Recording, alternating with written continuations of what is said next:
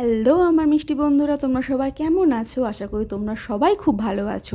আর আজকে আমি অনেক দিন পর একটা মিনি ব্লগ নিয়ে চলে আসলাম।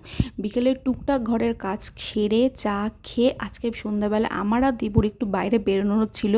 তো তো আমি চটপট রেডি হয়ে নিলাম। আর এই কুর্তিটা আমাকে দিদি দিয়েছে, ভীষণ সুন্দর। আর নতুন কিছু দেখলে মানে সেটা কতক্ষণে পরবো সেটার জন্য আমি পাগল হয়ে যাই। তো চান্স পেলে পরে নিই। আর আমি চুল বাঁধতে এসেছি। আর আমার মনে হয় সবথেকে কঠিন কাজ আমার চুল বাঁধা। মানে কী যে হেয়ার স্টাইল করবো আমি সে বুঝতেই পারি না।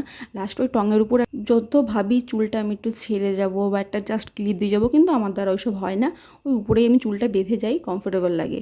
আর যা গরম বাইরে, ও বাবা, চুল ছাড়া তো ভাবলেই কেমন একটা লাগে।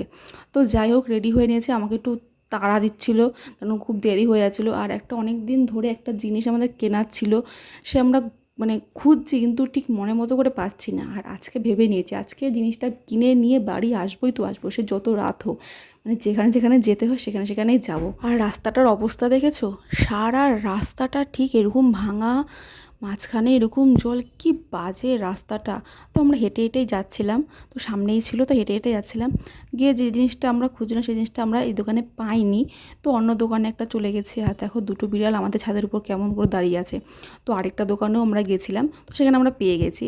তো তারপর চা খেয়ে বাড়িতে চলে আসলাম। আর আমি আজকে অনেক দিন পর, অনেক দিন মানে অনেক বছর পরে লম্বু খেলাম। ছোটোবেলায় খুব লম্বু খেতে ভালোবাসতাম, সেই লম্বুটা খেলাম। তো এইভাবে আমি দিনটা শেষ করলাম। ভিডিওটা কেমন লাগলো অবশ্যই জানো, আর ভালো লাগলে লাইক করে দিও। টাটা।